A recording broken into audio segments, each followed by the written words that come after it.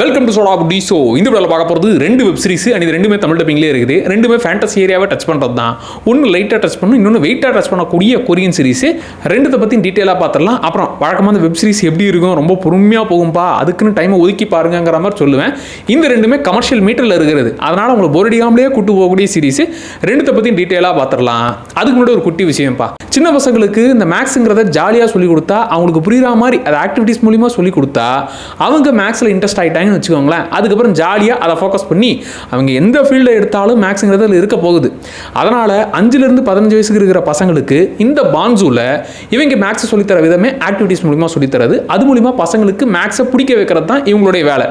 இது உருவாக்குனவர் world fastest human கால்குலேட்டரான நீலகண்ட பானு. நீ சொல்கிறதெல்லாம் இருக்கட்டும், எப்படி கிளாஸ் இருப்பாங்கன்னு எனக்கு அப்புறம் தெரியும் அப்படின்னா நான் டிஸ்கிரிப்ஷனில் லிங்க் கொடுக்குறேன். ஃப்ரீ டெமோ கிளாஸ் இருக்குது, மறக்காமல் ஃப்ரீ டெமோ கிளாஸை அட்டன் பண்ணுங்கள். அந்த கிளாஸ் அட்டன் பண்ணும்போது அவங்களுக்கே நல்லா சொல்லித்தர இருப்பாங்கிற ஒரு கான்ஃபிடன்ஸ் வந்துச்சுன்னா நீங்கள் தாராளமாக அந்த கிளாஸில் சேர்த்து விடலாம். ஸோ ஃப்ரீ டெமோ கிளாஸை மறக்காமல் அட்டன் பண்ணுங்கள். அது இல்லாமல் டிஸ்கிரிப்ஷனில் இருக்கிற இந்த லிங்க் மூலிமா நீங்கள் போனீங்கன்னா 25% வரைக்கும் உங்களுக்கு ஆஃபரும் இருக்குது. ஸோ அதுக்கப்புறம் கிளாஸில் சரிங்கன்னா அந்த ஆஃபரை நீங்கள் யூஸ் பண்ணிக்கலாம். சரி, வெப் சீரிஸ் பக்கம் வந்துருவோமா? ஃபர்ஸ்ட் வந்து ஜீனி மேக் எ விஷ் அப்படிங்கிற கொரியன் சீரிஸ். இது வழக்கமாக நமக்கு தெரிஞ்ச கதை தான். அதுதான் இந்த விளக்கு தேய்ச்சா அதுலேருந்து பூதம் வரும், 3 ஆசையை கொடுக்கும், பேராசப்பட்டு மனுஷங்க கேட்பாங்க, அதுக்கப்புறம் பெரிய அப்பா வச்சு விடும்.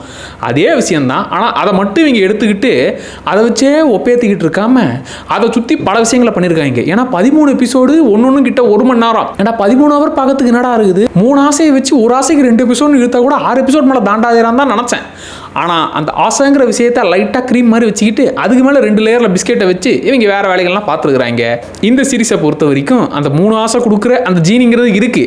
ஆனால் இந்த விளக்கு யார்கிட்ட கிடைக்குது, இந்த ஜீனியை வர வைக்கிறது யாருன்னா ஒரு சைக்கோ.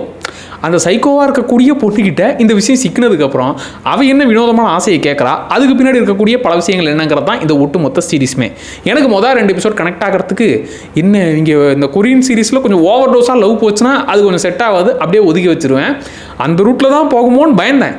3வது எபிசோட்லேருந்து கொஞ்சம் கனெக்ட் ஆச்சுப்பா. அது கேட்குற ஆசை அது கொஞ்சம் வினோதமாக ஃபஸ்ட் ஆசையவே கேட்கும்.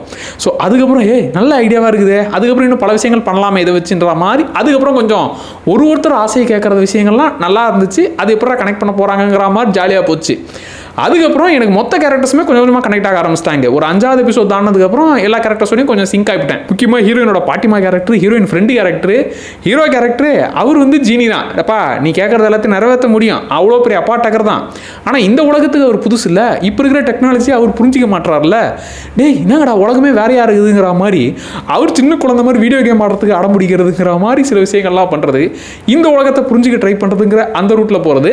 ப்ளஸ் ஹீரோயின் கேரக்டரை ஆசையை கேட்டு தொலையாமா ஏமா இன்னும் இவங்களை டார்ச்சர் பண்ணுறன்ற மாதிரி இப்போ ஜீனி இவரை டார்ச்சர் பண்ணதா இல்லை அந்த பிள்ளை இவனை டார்ச்சர் பண்ணுதாங்கிற மாதிரி ஜாலியாக கூட்டு போனதுங்கிற மாதிரி நல்லா கொண்டு போனாங்க. அப்புறம் எனக்கு 5வது எபிசோடு கிட்ட என்ன வழக்கம் போல் அந்த கொரியன் வாடையில் லவ்வோ கொஞ்சம் ஓவராக போகிறீங்களோன்னு ஃபீல் ஆச்சு.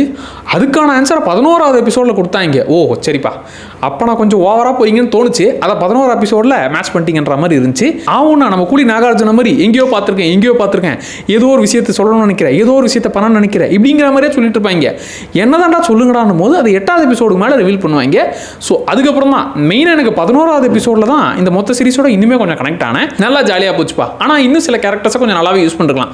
முக்கியமாக ஹீரோவோட அசிஸ்டன்ட் கேரக்டர் ஒருத்தர் இருப்பார், அந்த கேரக்டர்லாம் நீ நல்லா ஃபன் பண்ணிருக்கலாம், அவ்வளோலாம் யூஸ் பண்ணாத மாதிரி இருந்துச்சு. அப்புறம் சில கேரக்டரோட ஆசைகள் வந்து அது கொஞ்சம் வழக்கமாக இப்படி தான் ஆசை கேட்பாங்க, அது இப்படி தான் ஃபினிஷ் பண்ணுவாங்கிற மாதிரி சில ஆசைகள்லாம் உங்களுக்கே ஈஸியாக கெஸ் பண்ணுவீங்க. அப்புறம் எனக்கு ஹீரோயினோட ஃப்ரெண்டு கேரக்டர் அதுக்கு இன்னும் கொஞ்சம் நல்லது பண்ணிருக்கலான்ற மாதிரி அதோட கேரக்டராக அது கரெக்டாக இருந்துச்சு, இன்னும் அந்த கேரக்டரை யூஸ் பண்ணிருக்கலான்ற மாதிரி ஃபீல் ஆச்சு.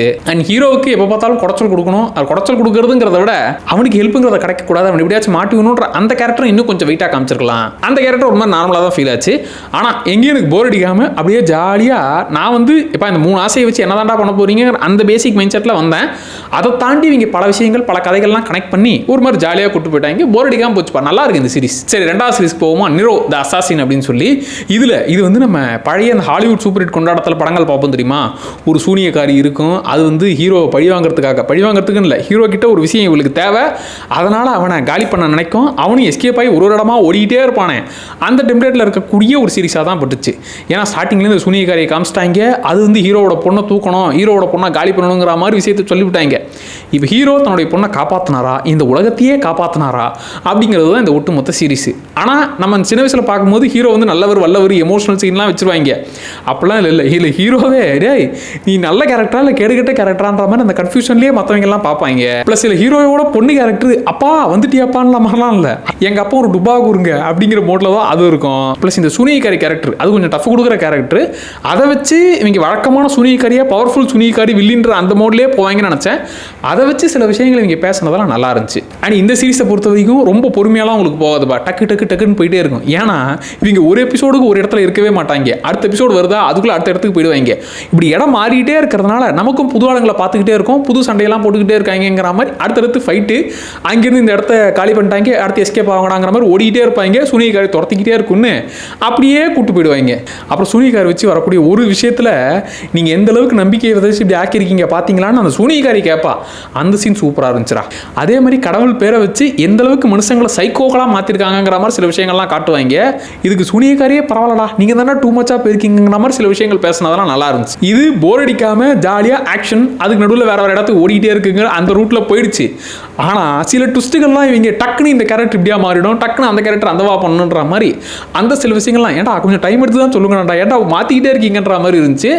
அதுலேயும் ஒரு 2 கேரக்டர் வந்து இளவரசி உங்களுக்காக நான் கூட இருப்பேன் ஸ்டார்டிங்கில் இருக்கும், டக்குன்னு அந்த கேரக்டர் இளவரசியை தலைமால தட்டி அனுப்பி விட்டுறோம். வாங்க சண்டை போயிட்டு இருக்குது வந்து ஹெல்ப் பண்ணுங்க அப்படிங்கிற மாதிரி கூப்பிடும். என்னங்கடா அந்த கேரக்டர் யோசிக்கவே விட மாட்டீங்களா, டக்குன்னு நீங்கள் நினச்சா அடிச்சு போடுவீங்க, அது நீங்கள் கூப்பிட்டா உடனே சண்டைக்கு வந்துடணுமான்ற மாதிரி சில கேரக்டர்லாம் இப்படி அவங்க ஏன் பிஹேவ் பண்ணுறாங்கன்னு தெரியாது, டக்குன்னு இவங்க டீமில் சேர்ந்துப்பாங்க.